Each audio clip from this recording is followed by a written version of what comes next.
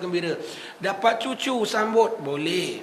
Dapat kerja pangkat besar, sambut, boleh. Dapat menantu, boleh. Dapat Nabi tak nak sambut ke? Dan ada rahmat lebih besar daripada rahmatan lil alamin, sambut maulid Nabi atas perintah Allah Ta'ala. Dan ayat-ayat sebegini semua tak nampak maknanya tu, kecuali orang yang Allah Ta'ala suluh hatinya ada rasa cinta pada Nabi, ada rasa keistimewaan pada Nabi. Kau tidak dipandang pada nikmat lain, semua dia nampak. Tapi nikmat Nabi kita bikin, dia cegah. Nikmat Nabi kita sebut, dia bilang bid'ah. Bukan begitu kita, bukan begitu. Ya. Dan kita sambut maulid Nabi ni tuan-tuan sekalian kerana kita beriman dengan Rasulullah. Kita beriman akan barzakh. Kita beriman akan yaumil qiyamah. Ada mahsyar, ada huru-hara, ada syafaat. Syafaat tu daripada siapa? Rasulullah. Macam mana nak tahu semua cerita ini? Maulid Nabi. Dengan maulid Nabi kita dengar bacaan maulid itu, kita dengar daripada ceramah bacaan maulid itu. Tolong tuan-tuan sekalian, saya minta Pak Haji semua sini, orang-orang yang bayar-bayar saya semua, tolong pergi kedai buku sini. Mana kedai buku paling dekat? Pagi-pagi ni janganlah, belum buka lagi. Nanti dia dah buka. Tolong pergi kedai buku, beli kitab berzanji bahasa Melayu. Ustaz pun boleh pimpin. Paling tidak satu malam kau baca satu berzanji bahasa Melayu sudah. Tak payah lagu-lagu. Baca berzanji satu malam, ini hari baca 2 rawi. 12 malam cukup baca 19 rawi. Satu malam baca. Berzanji itu cukup segala riwayat Nabi SAW, lengkap dari Nabi lahir sampai Nabi wafat. Sehingga kan ulama mengatakan, saya dulu kalau ada Habib-Habib datang dari Hadramaut, mereka tu orang Arab biasa baca maulid dibai. Kalau mereka datang sengaja saya bacakan maulid Al-Barzanji. Kita carilah Bilal-Bilal yang suara okey-okey sikit, baca maulid berzanji dengan belagu. Sukanya Habib-Habib. Yang baca berzanji bukan kita saja tuan-tuan sekalian. Maka Habib ni sebutkan yang penulis berzanji ni Syekh Ja'far Al-Barzanji, imam, lagi wali, lagi mufti, lagi zuriat Nabi, turunan Sayyidina Hasan, Masjid Nabawi. Karamah dia tinggi. Syekh Ja'far tengah atas mimbar, kemarau Madinah, orang tampil, Syekh Ja'far dah kemarau, haiwan dah mula mati. Mana tengah khutbah boleh cakap tak?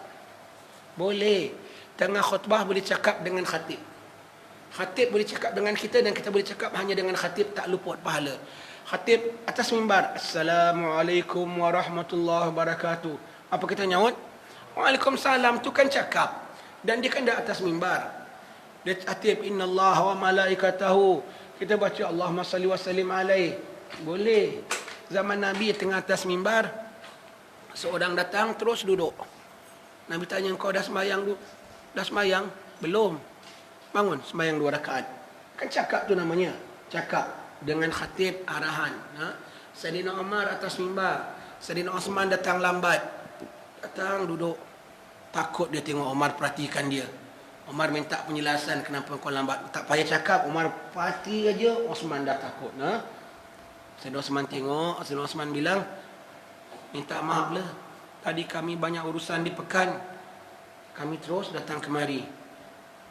Dia dah lambat satu hal. Sayyidina Umar tegur, maksudnya kau datang tak mandi sunat Jumaat?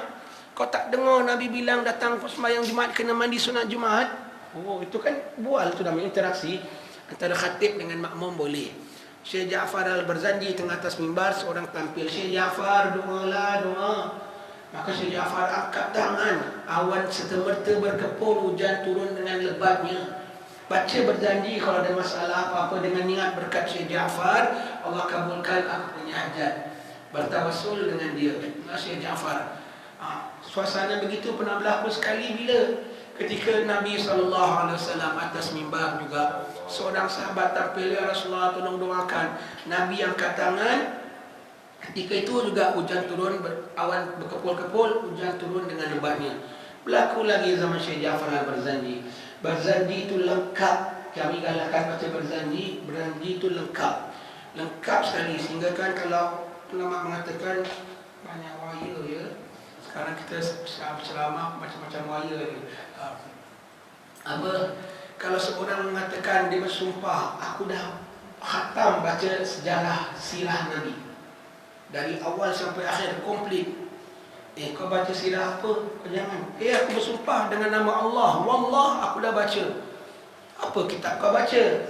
Aku baca berjanjilah. Tak kena kafarah sumpah. Kenapa? Lengkapnya berjanji itu. Lengkapnya berjanji itu.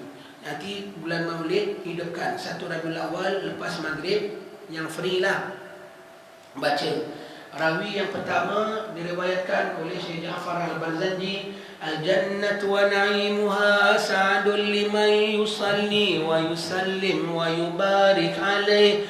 Tak payah baca Arabnya, boleh nak pun baca Arabnya, terjemah, baca terjemah. Jadi kita tahu apa maknanya.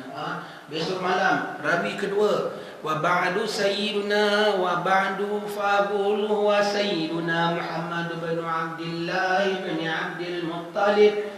Besok malam ketiga, walamma radallahu ta'ala biradatihi. Maulid walamma arada. Malam ketiga, walamma tamma. Malam kelima, wa baraza sallallahu alaihi wasallam. Malam keenam, wa zahara. Terus sampai wakana. Kita baca akhlak Nabi, kelahiran Nabi semua. Kita menghayati cinta Nabi sallallahu alaihi wasallam. Baca maulid tuan-tuan sekalian, ingat besar. Dan nanti di situ dalam maulid, kalau maulid dibahi, maulid yang Diaul Lami yang kita selalu baca sekarang ini, yang ringkas itu, ada sebut tentang kiamat, ada sebut tentang nanti kita semua daripada hari huru ada bernaung bawah Nabi, ada sebut nanti Nabi Adam pun di bawah panji-panji Nabi. Tak kiamat tu namanya, tak cerita akhirat tu namanya, tak rukun iman tu namanya. Jadi dengan kita baca maulid menguatkan rukun iman kita, Dengan kita baca maulid apa? Indal mamati wa aslihan wa kabana, minta kita dapat tetap iman ketika mati dan juga selamatkan kemudian kita. Kita baca maulid, kita siap-siap untuk ajal maut tau. Tengah baca maulid tiba-tiba malam meninggal dunia. Alhamdulillah, dengan kau baca maulid dan minta husnul khatimah. Dan kita dah minta baca maulid itu, kita dah minta selamat dalam kubur. Cukup lengkap tuan-tuan sekalian. Jangan tak baca maulid Nabi. Iman boleh kuat, cinta dengan Nabi boleh kuat. Sambut maulid Nabi SAW. Walau besar pun tak apa, walau belanja pun tak apa. Bagi makan orang.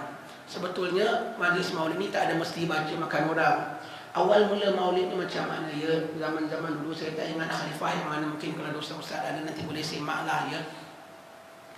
Orang dah mula berangkara, orang dah mula akhlak mula runtuh. Zaman belum jauh lagi, Maka khalifah pada ketika itu macam mana nak mengembalikan manusia kepada jalan yang benar? Ada tak ada kembalikan mereka kepada Rasulullah sallallahu alaihi wasallam. Kembalikan mereka kepada Rasulullah sallallahu alaihi wasallam. Maka diperintahkannya oleh ulama tulis sirah Nabi dalam bentuk yang menarik. Ketika itu orang punya kesusastraan bahasa Arab tinggi. Jadi mereka baca dengan minat, mereka baca dengan lagu, mereka baca dalam bentuk syair, meresap dalam hati cinta kepada Allah, taat kepada Rasulullah. Terus kadar jenayah turun, terus masjid-masjid penuh, terus nampak perubahannya dengan satu merta. Kalau kita hendakkan, kalau ada sangat orang jahat sangat umpamanya lah ya, PL tak senonoh, umpamanya lah susah, aku nak tegur tak cakap tak gitu. Budak ini aku nak suruh sembahyang pun susah, nak suruh lihat, nak suruh hadir majlis maulid, nanti ada perubahan. Tak, kita tengok zaman jahiliah, mereka sejahat-jahat orang zaman jahiliah macam-macam kerana. Kalau masuk Islam tu kerana apa? Tak kerana lain, kerana akhlak Nabi tau. Kerana akhlak Nabi, kerana pesona dengan Nabi, mereka sanggup tinggalkan jelek sifatnya semua. Cinta pada Nabi, Sayyidina Umar dan lainnya ya? Pasal akhlak Nabi, perkenalkan dengan Nabi. Baik itu Imam Ibn Atta'illah menyebutkan, tuan-tuan sekalian, menyebutkan kita ni diperintah wa tazawwadu fa inna khairaz zadi taqwa.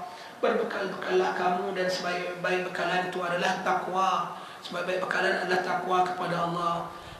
Imam Ibn Atta'illah mengatakan, kalau Imam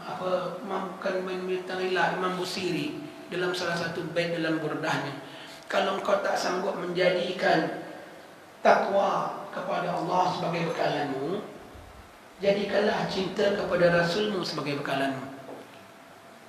Takwa mesti menjadi bekalan kita. Sembahyang kena jadi bekalan kita. Takwa tu buat yang disuruh, tinggal yang ditegak. Sembahyang mesti kena jadi bekalan. Zakat mesti kena jadi bekalan. Arak, judi, zina tak boleh. Itu namanya takwa. Tak sanggup buat disuruh, tak sanggup tinggal yang ditegak. Satu saja jangan kau tak sanggup, cinta pada Nabi. Walau tak sembahyang, sembahyang aku malas. Zakat aku tak suka. Arak aku punya minat, na'udzubillah. Baiklah, susah sangat. Asal ada cinta pada Nabi boleh. Sebutkan dia watak Nabi, paling tak dia terpesona sikit, jadilah. Kena fahamlah. Kalau kau jadikan cinta kepada Nabi Muhammad sebagai bekalanmu, memadai. Jangan salah faham tuan-tuan ya. Bukan maksud kami di sini cinta Nabi baca maulid tak payah sembahyang, tak payah zakat. Bukan begitu maksudnya ya. Maksudnya seorang kalau sudah cinta, suka minat sesuatu, dia tak suka yang melawannya. Kau tak pernah rasa laksa Johor, kau rasa kau jadi tak suka laksa Pening. Dah suka laksa Johor, dia jadi tak suka laksa Pening. Kau tak pernah rasa belacan Melaka, kau nak baca belacan Melaka, kau tak nak belacan tempat lain. Dia dah suka satu, dia tak suka yang lainnya. Pasal dia tak belum tak kenal, maka tak cinta. Kenalkan dia dengan Nabi, dia cinta Nabi. Kalau dia cinta kepada Sayyidina Muhammad, dia mula jijik terhadap maksiat. Kalau dah mula bersemi rasa kasih kepada Rasulullah, maka tertanam terbitlah rasa nak taat kepada Allah. Itu maksudnya. Kau tak nak takwa, tak apalah, cinta dengan Nabi. Dengan Nabi itu mudah sedikit. Sebab Nabi ada segala kebaikan yang orang jahat pun pasti akan terpesona. Apabila dia terpesona dengan Nabi, nanti dia rela. Yang ada setengah orang ni rajin tau. Nanti orang sebut, ni tak pernah nampak patang hidung kalau jemaah. Tapi majlis maulid dia paling rajin, angkat talam, angkat apa. Biar dia datang. Dia tak pernah hadir kuliah. Kalau majlis maulid, dia paling depan sekali makan hidang. Biar tak apa. Untuk Nabi dia. Pada dia sambut pergi acara di Tokong, dia gereja kan baik, dia datang maulid Nabi. Kau tengok dia, mula-mula dia jinak-jinak, dia maulid Nabi, angkat talam. Tak lama dia berubah. Tak lama, dia bukan angkat talam lah, dia baca selawat dan salam nanti. Begitu ya. Jadi, maulid Nabi punya pengaruh tuan-tuan sekalian. Dan maulid Nabi SAW ini, sebetulnya tidak ada zaman-zaman asalnya. Kalau di Hadramaut sampai sekarang, dah 1 dan 2 Rabiul Awal, dia kena sambut maulid tuan-tuan ya. Peringkat negara, peringkat negeri, peringkat daerah, peringkat karya, peringkat taman, peringkat masjid, peringkat surau, peringkat family, peringkat individu kena sambut maulid. Rumah kita pun kena ada baca maulid, kena ada beza sikit. Macam hari raya kan ada beza. Hari raya kan disambut peringkat-peringkat macam-macam kan. Masjid ada sembahyang hari raya, masjid ada buat korban. Di rumah kita pun ada. Begitu, maulid Nabi pun begitu. Kena sambut di peringkat diri kita sendiri. Personal pun ada. Selawat yang banyak pada bulan maulid. Baca sirah Nabi sendiri pun ada. Dalam family, panggil anak-anak kita kumpul baca maulid. Selawat atas Nabi. Kena adakan baca maulid, kena hidupkan. Kalau di Hadramaut itu bulan Rabiul Awal saja nanti mulalah di jalan-jalan raya semua kita dengar orang baca. Rumah fulan lepas asar, rumah fulan lepas zuhur, rumah fulan pagi. Nanti orang ramai datang sampai ke tengah-tengah jalan. Siapa dengar ada maulid, maulid ni tak payah undang. Tak payah dia tak jemput aku, mengada-ngada. Maulid tak payah jemput, ini majlis Nabi. Boleh datang. Dan maulid juga kita tak payah bilang, awak tak diundang, awak tak boleh datang. Awak tak kasih orang datang, awak jangan buat majlis maulid. Jadi majlis maulid open, semua kena datang. Di Hadramaut kalau kita bikin majlis maulid, orang datang sampai ke jalan-jalan, orang duduk tengah jalan. Selang berapa lorong, rumah sana pula ada, rumah sana pula ada. Setiap hari. Zamannya apa? Kopi cawan kecil saja. Kopi Arab, kopi Ali tu cawan kecil.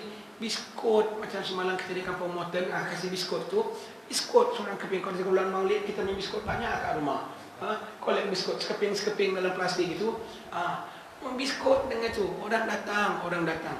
Yang maulid ada jamuan ni siapa punya cerita tu? Orang India. Orang India ni taktik orang punya dakwah. Taktik orang punya dakwah. Dan berkat maulid lah membuat orang Hindu masuk Islam berbondong-bondong.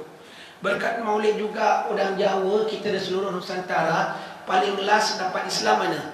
Kita Islam dulu ke Jawa Islam dulu?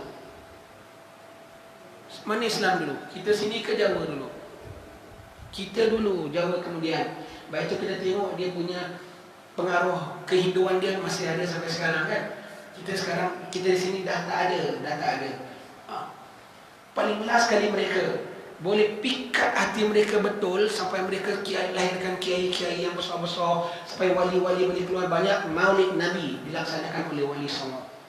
Caranya begini tuan-tuan sekalian, di India apabila bikin maulid, alim-alim ulama bikin maulid, India tu orangnya agama ni Hindu ni, keling Hindu ni dia punya sistem, dia ada caste system, berkasta-kasta. Orang tinggi, orang rendah, orang paling rendah, paling tak berguna sekali. Dia tak boleh makan sama-sama tau. Makan satu talam jauh sekali. Dalam satu majlis pun tak boleh. Tokong keling dia pun kau tak boleh datang. Orang kaya punya tokong lain, orang miskin punya tokong lain. Kalau tokong yang sama punya, waktu lain. Orang kaya datang malam, datang tokong, orang miskin datang waktu lain umpamanya ya. Tak boleh sama. Kekayaan kau sekian boleh dirampas. Ilmu kau hanya boleh baca kitab sekian-sekian saja. Pekerjaan dihinakan. Sama-sama keling tapi hinakan begitu. Apabila Habib-habib masuk Islam sana, bikin maulid, bikin jamuan, panggil semua isi kampung datang. Tak kisah Muslim ke Hindu ke, pangkat tinggi, pangkat rendah ke apa, semua datang makan sama-sama. Adat kita makan salam. Lepas itu ada maulid, bikin jamuan, bikin talam. Mereka makan sama-sama. Lepas majlis maulid, dia berbual di kalangan mereka. Kau tahu tak, tadi aku makan, aku duduk salam dengan qadhi dia. Aku makan salam dengan imam dia. Dan ini majlis Nabi dia, penghulu dia. Kita diundang sama makan dengan orang besar dia. Kita tak pernah rasa begini dimuliakan dalam agama kita sendiri sekalipun. Bahasa sama, gaya sama, warna kulit sama-sama warna kulit dia lah semuanya ya. Tapi dibezakan, dihinakan. Agama ini, tengok Habib-habib Arab semua kan Arab kan lebih tinggi kan pada India kan, mereka lebih muliakan. Dia makan dengan kita setala dan kita belum seagama dengan dia pun. Dan kau tengok dalam agama dia, orang besar dia, orang rendah dia sama-sama makan. Orang kampung dia dengan penghulu dia sama-sama makan. Ini macam agama ini jauh lebih baik, lebih bererti daripada agama kita. Berbondong-bondong masuk Islam berkat majlis maulid Nabi. Sebab itu kita bikin maulid, kita adakan jamuan untuk pikat lunakkan hati-hati orang yang masih liar. Bikin. Kalau keluar belanja jangan komplain. Apa ni? Jangan Wahabi dia jahat. Dia tak ada kerja. Nasi biryani pun dia kutuk. Apa ni? Maulid ni nasi biryani untuk makan saja ke? Ya, tak apa. Makan pun tak apa. Makan yang halal. Kerana Nabi bilang jangan kau makan kecuali makanan orang yang bertakwa, dan jangan makan makanan kau kecuali orang bertakwa. Kita beri jamuan yang makan orang bertakwa yang cinta kepada Nabi. Dan yang datang makan apa, kita memberi dalam orang yang datang makan jamuan yang disediakan oleh orang-orang bertakwa. Siapa tu? Para penderma, AJK Masjid, Pak Imam kan orang bertakwa. Jadi mereka dapat makan makanan orang bertakwa, dan yang kita dermakan pun yang makan orang bertakwa. Clear, jangan bimbang. Itu maulid di India. Maulid di Jawa, tuan-tuan sekalian. Wali Songo masukkan orang Islam. Bikin maulid, orang Jawa tak nak datang. Tak mau datang, tak ada minat. Dia tak faham sepatah Arab. Orang Jawa saja, orang Melayu pun sekarang maulid tak suka datang. Berjanji berapa kerat saja yang datang orang Jawa konon. Itu pun sama 2 kali 5 ya.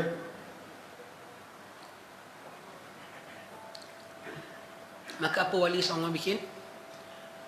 Sampai sekarang tuan-tuan sekalian, kalau pergi maulid di Jawa, di Banjar pun ikut budaya mereka, jangan pakai jubah putih. Pakailah jubah warna apa, purple pun tak apa. Sebab kalau kau pakai jubah putih, kau bangun baju kau bercapuk-capuk. Apa pasal?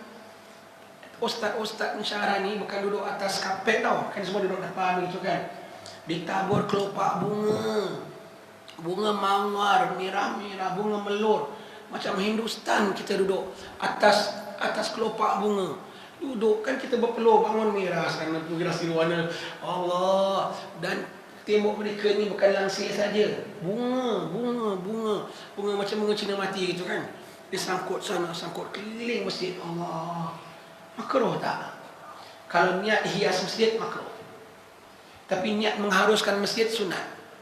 Sebab Nabi mengatakan kecintaan aku dalam dunia pada 3 perkara. Wanita, iaitu Nabi concern terhadap wanita. Harum-haruman dan juga apa? Pelunak mataku ialah sembahyang, kata Nabi. 3 perkara. Jadi tentang wangi-wangian. Wangi-wangian 3 sama ada daripada kita bakar semanggi bukhur tu, ataupun minyak akar, ataupun bunga-bungaan. Jangan setengah orang tak faham, dia nampak bunga saja. Ini Hindu yang tumbuhkan pokok bunga ke? Hindu yang ciptakan bunga ke? Allah. Kita minyak wangi 1000 bunga lagi, bukan 1 bunga. 1000 bunga lagi kan boleh. Sebab itu wali songo pasang bunga kerana niat mengharumkan. Niat mengharumkan. Cantik masjid. Kemudian dipasangkan pelita. Sebab itu kita hari raya pasang pelita. Jadi orang nampak datang rumah kita ada kerajaan, pasang pelita. Dah Jawa-Jawa ni tengok, apa iki. Dia nak masuk tak dikasih izin. Adat orang ni kalau makin ditegak makin dia nak masuk, tunggu dulu. Makin ada orang tunggu, makin tengok kenapa kau tunggu. Makin semua tunggu, makin ramai. Betul, lepas maghrib saja orang kita ni spiritual, diritualkan, dijiros orang satu. Semua Allah, dia dapat air berkat, masuk satu, penuh masjid. Ya Nabi, salam alaika. Menggema baca maulid. Dijiros air apa tu tuan-tuan sekalian? Wudu. Diajarkan fiqah. Ini orang baru masuk Islam, jadi peluang ambil air ni cek orang punya wudu semua. Jiros air macam mana cuci muka 3 kali, macam mana cuci tangan 3 kali. Wah, air berkat maulid. Padahal dia ajar wudu tu, dia ajar wudu. Dia tengok masjid cantik, terpesona. Sampai sekarang sana kalau bikin maulid begitu caranya tuan-tuan sekalian. Kita di sini, kita punya maulid sekarang di sini, kita tidak banyak macam di Jawa. Kita mirip mana Hadramaut. Kita maulid kita, tata cara kita banyak mirip Hadramaut dan banyak yang seperti yang di India. Gayanya macam Hadramaut, ada banyak hiasan kerana terhias hati kita. Tetapi kita ada jamuan macam yang di India. Bikin majlis maulid Nabi tuan-tuan sekalian. Kita kenapa saya sebut kalau bikin majlis maulid Nabi ni bikin yang besar pun tak apa. Kau bikin macam mana besar sekalipun tak cukup tau untuk kelayakan Nabi tu. Umpamanya lah ada raja nak datang tempat kita sini, ada raja nak datang sini, raja tuanku nak datang, kita sembelih kerbau, kita masakan itu, masakan ini, pasangkan apa-apa perhiasan. Macam mana kita hias tempat kita, bangsa kita secantik istana dia tak?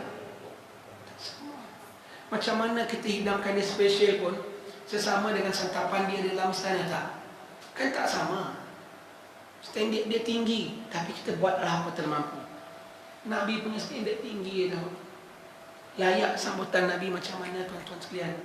Yang layak sambutan bagi Nabi, yang layak bagi Nabi seperti yang disambut oleh para jin, pada malaikat, pada haiwan, pada ikan ketika hari kelahiran Nabi.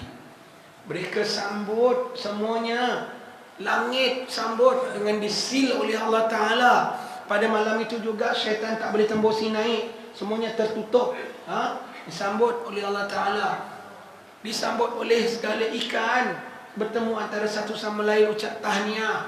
Disambut oleh segala margastua, disambut oleh burung-burung, semuanya sambut rak ikan.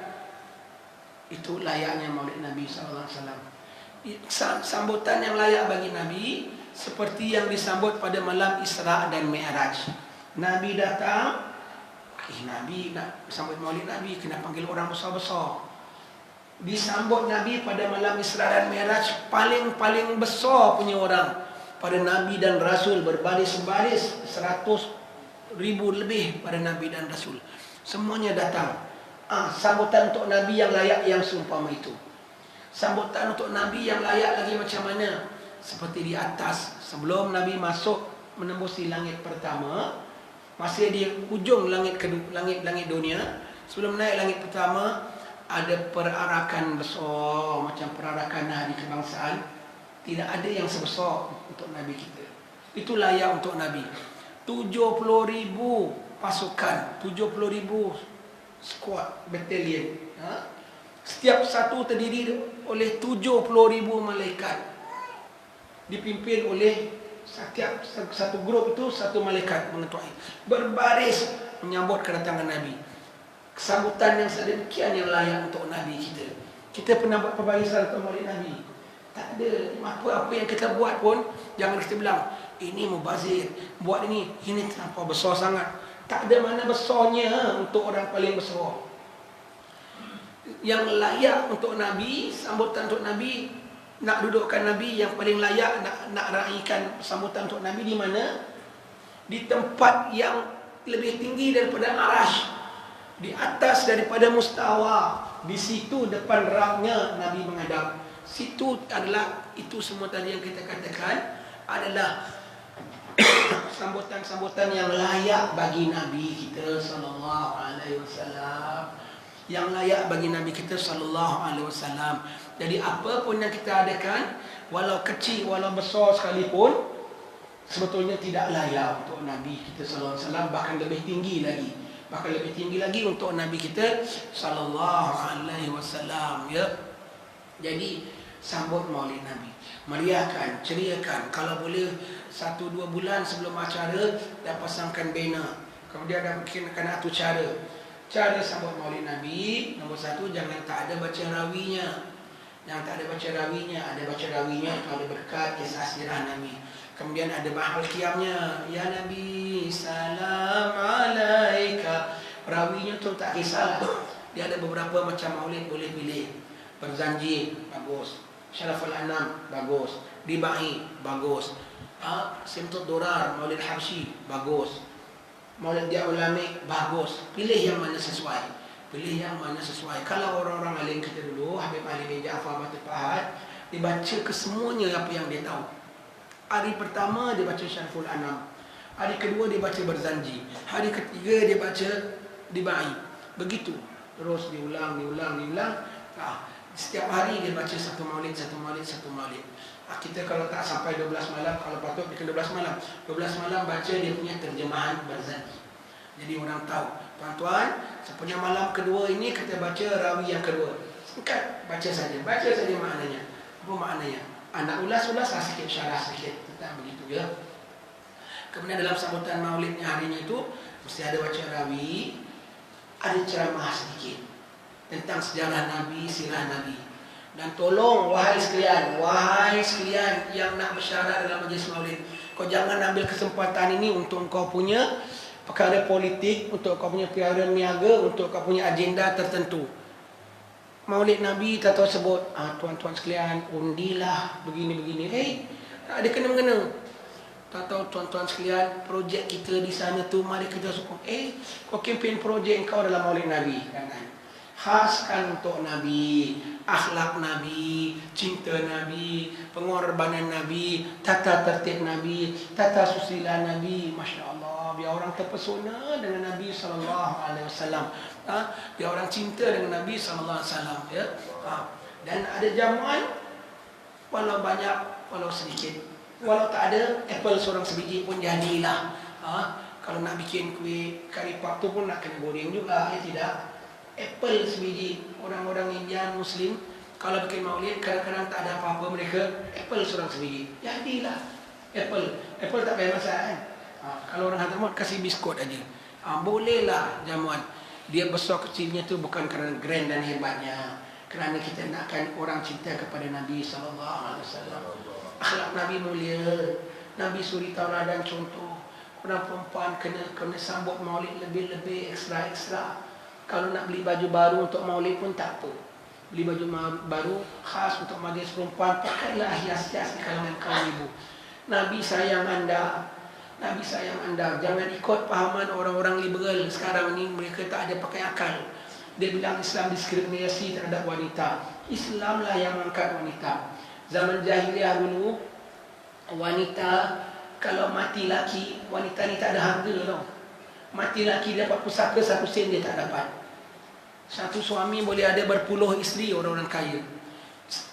Yang dapat hanya anak-anak laki-laki dewasa. Isteri-isteri dan anak-anak kecil tak ada yang dapat. Tak ada yang dapat pusaka, tak ada yang dapat pusaka langsung. Bahkan si ibu-ibu tu jadi pusaka.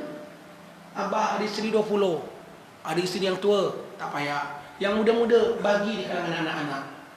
Dulu isteri bapa, sekarang isteri anak. Punya aib, tak boleh tidak, kena terima. Mati laki, dia punya berkabung 1 tahun.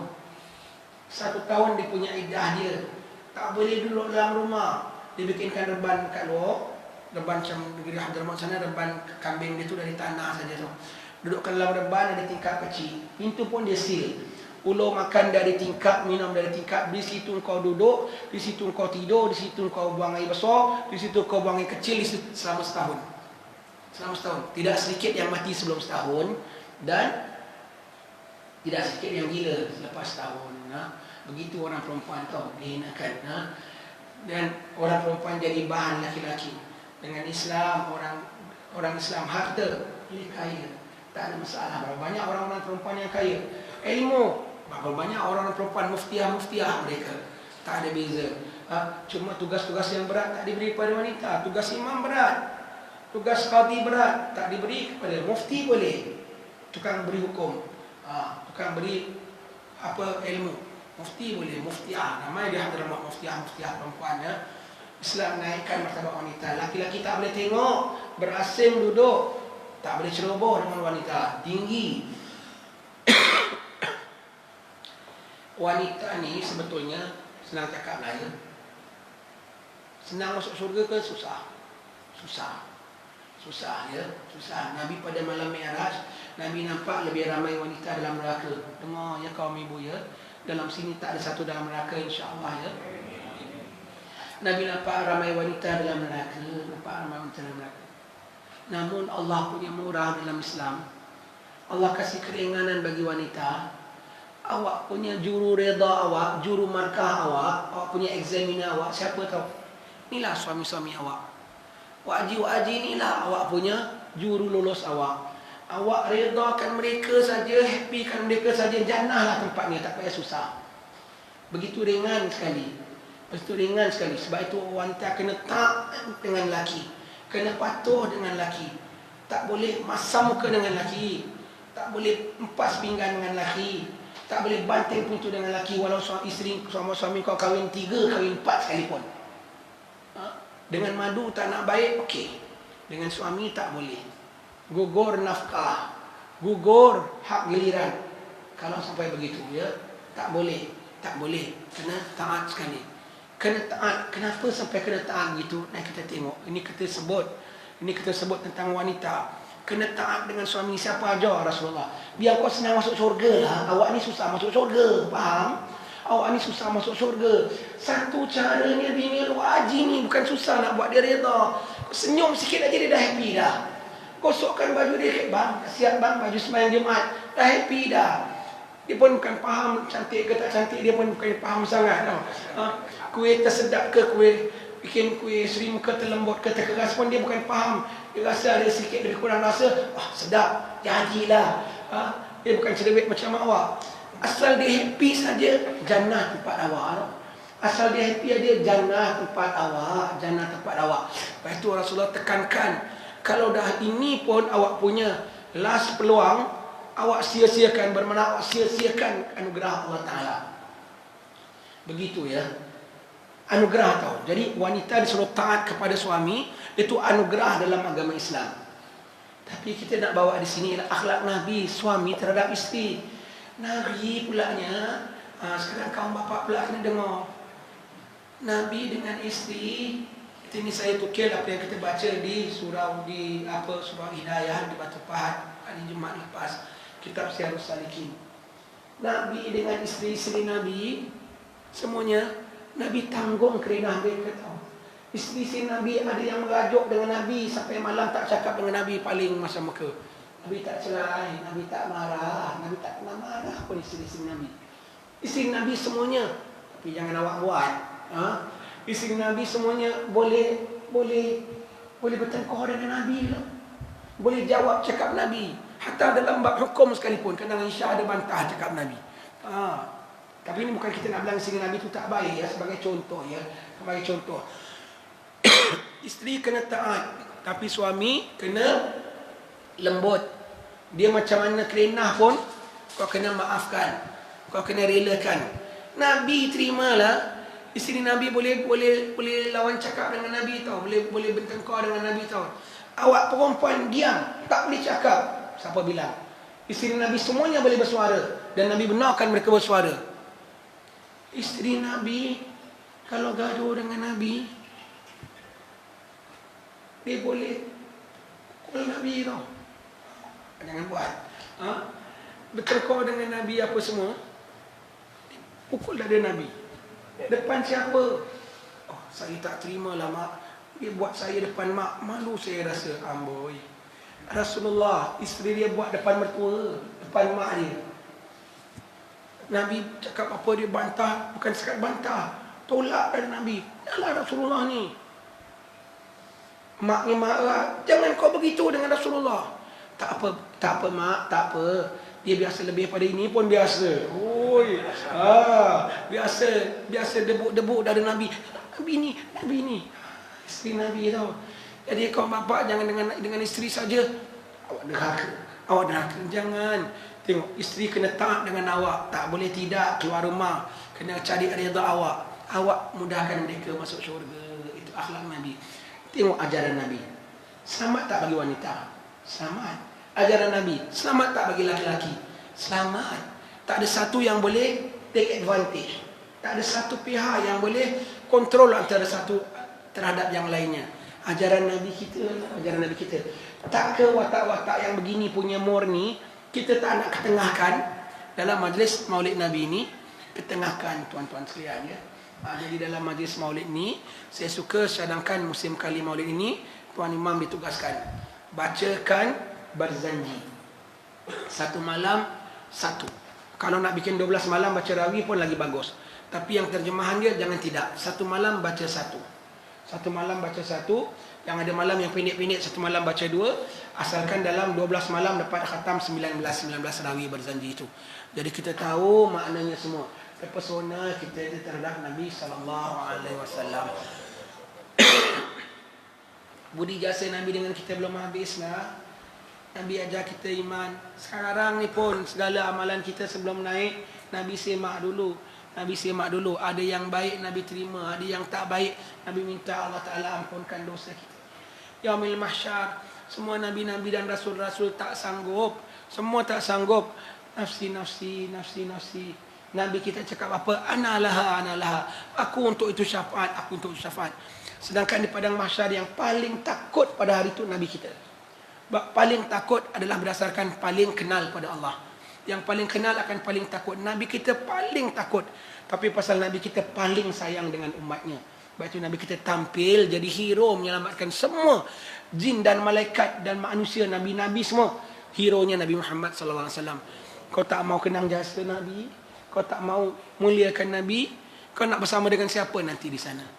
Dengan Nabi Muhammad. Syukur, Alhamdulillah tuan-tuan sekalian. Jadi suka saya cadangkan ya surau ini supaya hidupkan majlis Maulid Nabi. Setakat ini sajalah sedikit ceramah kita kongsi. Ada acara lain dan ini pun kita masih SOP, tak boleh lama-lama sangat pun tak bagus. Ini pun dah terlajak jugalah ni ya. Tak apalah, jangan tangkap ya. Siapa sikit terlajak, sikit terlajak pun boleh. Sebelum saya habis, saya nak sebut sikit ini masjid. Boleh tahanlah. Saya kalau masuk masjid, kalau apa yang patut aku cakap lah. Ini okeylah, putih semua belaka. Jangan cantikkan lagi ya. Yang nama masjid yang sayugianya plain begini. Bukan yang nama masjid cantik dengan ukiran, dengan kerawang, nanti segala wallpaper ditampal, segala kornis dia pasang, segala apa-apa. Bukan yang nama masjid bukan begitu. Yang nama masjid ialah yang plain ya. Plain putih bersih. Plain putih bersih. Nabi katakan yang nama masjid itu adalah kuburnya Allah Ta'ala. Siapa masuk terpelihara daripada dua. Terpelihara daripada dunia dan terpelihara daripada syaitan. Maka jangan kita masukkan keduniaan dalam masjid. Ya. Yang nama masjid biar kita masuk ingat akhirat. Ingat akhirat. Ya. Tidak sayugia yang nama masjid dicantik-cantikkan. Ini langsir kalau nak tukar, lain kali pun, ini pun dah okey lah. Kalau nak tukar, salin satu color cukup. Satu color cukup dan pantangkan ada scallop ombak-ombak. Itu bukan masjid yang prinsipal. Tak nak langsir pun tak apa, bukan anak dara. Ha? Semuanya pak dara belaka. Ha? Semuanya okey. Tak nak langsir pun tak apa. Ha? Tapi nak langsir pun okey lah, tapi plain aja. Begini design pun sudah okey. Warna plain putih gini, jangan pasang ukiran. Pasang ukiran kat masjid, apa hukum? Boleh tak? Kalau duit engkau suka hati engkau. Sebab tak ada ekstra pahala. Sembahyang masjid yang ada ukiran dengan masjid tak ada ukiran, ada ekstra pahala tak? Ada pahala beza tak? Tak ada beza. Kalau pakai duit tabung, haram. Kenapa awak dah membelanjakan duit orang ramai pada benda yang tak ada manfaat? Tak boleh. Duit orang jemaah kasih, bikin lantai ini. Ada manfaat tak? Alhamdulillah. Bikin lampu kipas, ada manfaat tak? Bikin kuliah-kuliah, ada manfaat? Boleh, dapat pahala. Yang tak ada manfaat, kau tempah ukiran dari Turki, dari Solo, ada manfaat? Tak ada pahala. Jawab yaumil akhir nanti. Boleh nak pakai duit tabung dengan syarat tabung anda kena taruh label. Wang derma anda akan dibelanjakan untuk benda-benda yang tak ada guna. Dan tak ada pahala. Kalau dia masukkan juga tu maknanya dia rela, baru boleh. Kalau tidak, tak boleh.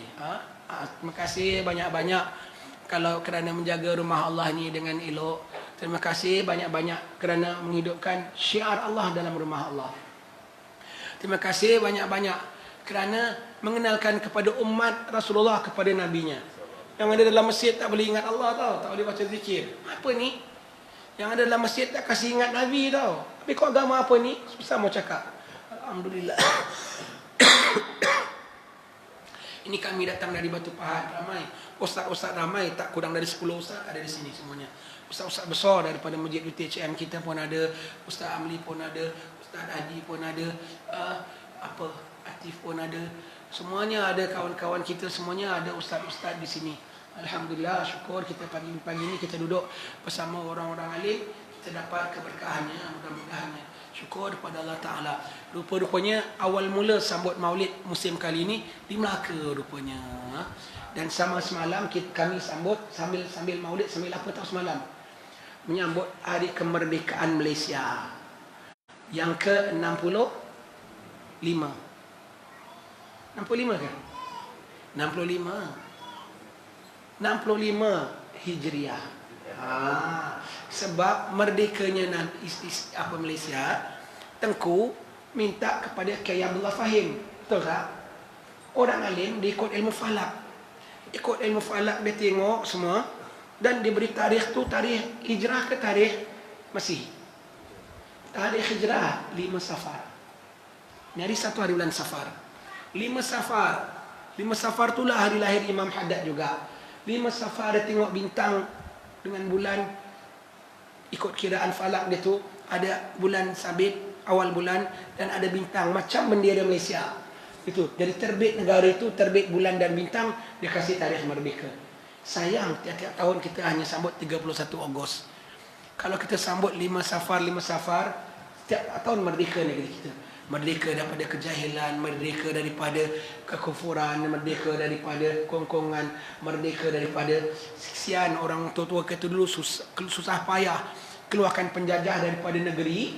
Kita pula masukkan penjajah dalam diri. Bahkan kita semat dalam sanubari. Tak mau, kita nak merdeka sejati. Merdeka sejati.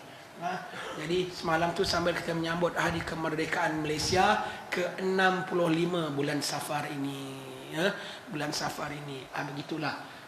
Rupanya Merdeka Safar ni lah, bukan Merdeka Ogos. Merdeka Safar ni disambut bila? 5 Safar 65 tahun dulu. Kemudian tak ada orang sambut. Kecuali lepas 65 tahun kemudian disambut di Melaka juga. Alhamdulillah. Alhamdulillah. Mudah-mudahan merdeka terus negara kita ini. Merdeka terus dalam diri kita juga. Wallahu a'lam bissawab.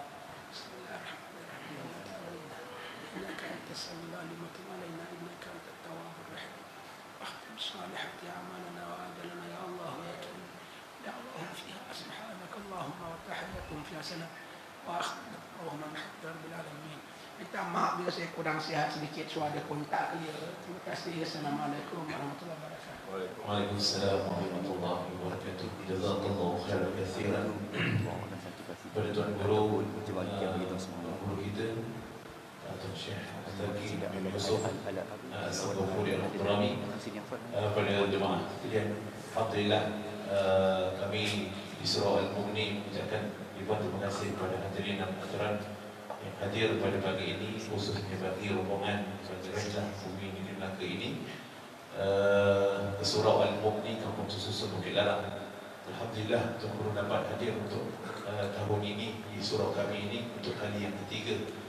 Jadi Alhamdulillah, moga-moga keberkatan tuan-tuan yang hadir bersama berkat Tuan Guru bersama kita di Surau Al-Mughni ini, moga-moga kita dapat menjalankan agenda kita untuk kita mengemarakan surau seperti mana yang Tuan Guru sebutkan tadi dengan kita bermaulid. Dan untuk maklumat Tuan Guru, insyaAllah kami di sini sedang berupaya untuk menjadikan maulid ini sebagai rutin bagi kami di masjid, dan kita di surau ini setiap hari Jumaat antara kita mengadakan ratib dan juga kita mengadakan untuk bacaan maulid, insyaAllah. Moga dapat doakan kami untuk kami meneruskan juga di insyaAllah. Jadi insyaAllah tuan-tuan, pada pagi ini pihak surau menjadikan sedikit jamuan tak sebarang untuk tuan-tuan, dan moga-moga kami minta maaf kalau ada kekurangan daripada pihak kami. Jadi mohon maaf. Dan kepada Tuan Guru bersama rombongan, kami berdoakan moga-moga nanti perjalanan berpuasa nanti Allah Subhanahu Wa Taala berikan keselamatan, insya-Allah. Sebelum tutup ya, ada sikit permintaan kita baca qasidah. Kita baca qasidah Adnani. Shalla alaikallahu ya Adnani. Inilah qasidah Maulid Nabi yang pertama. Begitu Nabi lahir, khadamnya Siti Aminah bergegas jumpa sama Saidina Abdul Muttalib, datuk Nabi. Tuan, cucu tuan dah lahir, Abdul Muttalib lari jumpa menantunya janda, lahirkan cucunya, anak kepada anak bongsunya, yatim cucunya. Lihat Nabi punya cantik, cahaya mata Nabi lunak keluar daripada mata Nabi, cahaya Nabi. Itu namanya Diaul Lami', cahaya yang lunak. Itu maulid disebut maulid Diaul Lami' ya. Dicium cucunya, Siti Aminah kabarkan kepada atuknya tentang peristiwa-peristiwa karamah yang berlaku ketika melahirkan cucu yang mulia ini. Abdul Muttalib bawa cucunya yang yatim ini di sisi Kaabah Baitullah dengan cantik, dengan wanginya, dengan putih dan berserinya, dibawa ke Kaabah Baitullah nak diciumkan kepada Hajar Al-Aswad. Itu rumah pusaka atuk moyang Nabi Ibrahim. Maka ketika dibawa ke Hajar Al-Aswad, alangkah terperanjatnya Abdul Muttalib. Bukan Nabi kucuk Hajar Al-Aswad, Hajar Al-Aswad melompat keluar kucuk Nabi, dan kembali semula. Maka atuknya bacakan qasidah ni, Adnani sallallahu alaihi wasallam. Sebelum itu tuan-tuan sekalian, nanti kami lepas ini terus nak berangkat pergi ke Pulau Besar. Orang Melaka pergi bagus. Saya minta tolong orang Melaka, kerap-kerap pergi Pulau Besar. Sana makam wali. Ziarah makam tu sunnah. Dan kerana makam tu bukan tempat khurafat, kita tak nak orang buat khurafat, sebab tu kita ziarah. Jadi pagi ni kita nak demo macam mana nak ziarah makam sepatutnya. Bawa bunga, makruh. Air mawar, makruh. Tempat para pun makruh. Kita tak ada bikin benda bukan-bukan sana lah. Kita baca Yasin, kita baca doa, kita ceramah. Kenapa doa di kubur? Sebab Nabi doa di kubur. Doa untuk ahli kubur dan doa di sisi ahli kubur. Malam nisfu Syaban lagi Nabi buat begitu. Kerana di atasnya tu nisan, tapi di dalamnya tu taman syurga, taman syurga. Kalau kita tak datang, nanti orang-orang yang bukan Islam datang. Ramai tak mereka di sana? Macam-macam benda dibikin lebih pada khurafat. Dia pecah kelapa, dia pecah kepala. Tak pecah kepala. Dia pecah macam-macam lagi di sana. Asal kita tak datang. Sebab itu mereka yang makmurkan. Kita datang, kita hidupkan. Kita datang, kita hidupkan. Jadi orang yang nak bikin bukan-bukan, nak goncang nombor, nak apa semua, dia tak berani datang dia pada Pak Haji. Datang aja ada itu. Maka kita datang. Sebab itu kami nak pergi Pulau Besar. Nanti minta kawan-kawan internet kan demo. Jadi satu Malaysia di Kelantan, Terengganu, di Pahang, di mana semua, di Sumatera semua yang boleh ikuti. Di mana negeri kerap kau buat cara begini. Kau buat cara begini ya. Dan kerap-kerap ziarah makam. Dan dengan niat apa juga, kita kan satu grup. Kita ni bukan kita saja tahu, bukan AJK Masjid, pihak Jabatan Agama, pihak jemaah. Ada dalam grup kita ni siapa yang dah meninggal dunia lagi banyak daripada yang masih hidup lah. Kita kan mati nak join mereka. Dari sekarang dah mula berjinak-jinak dengan mereka, sebut nama mereka. Wali-wali besar tu di Pulau Besar sana tu. Wali-wali besar. Jangan kita tak ziarah. Ziarah tuan-tuan sekalian. Adakan rehlah pergi sana. Naik bot. Kalau ada orang-orang kaya, sponsorkan bot pun tak apa. Untuk orang pergi ke Pulau Besar. Hidupkan. Ini syiar agama kita. Jangan tak pergi. Sama-sama kita baca selawat. Allahumma salli wa sallim wa barik alaihi wa ala alihi. Alaika Allahu ya Adnani, ya Mustafa ya Safwata Rahmani.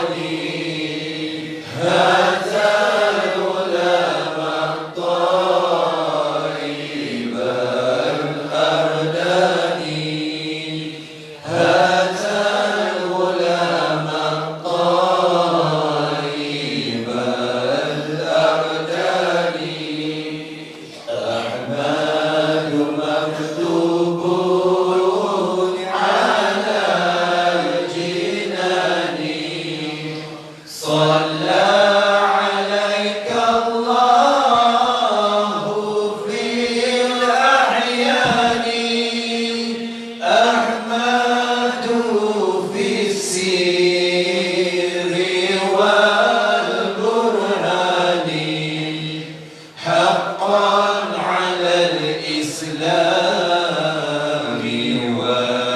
والإيمان حقا على الإسلام والإيمان صلى عليك الله يا عدناني يا مصطفى يا صابوة الرحمن الحمد لله الذي أعطاني هذا الغلام الطيب الأركان هذا الغلام الطيب الأركان أحمده في السر والبرهان حقا على الإسلام والإيمان يا ربنا بالمصطفى عدناني اغفر ذنوبي ثم أصلح شاني اغفر ذنوبي ثم أصلح شاني صلى عليك الله يا عدناني يا مصطفى يا صابوة الرحمن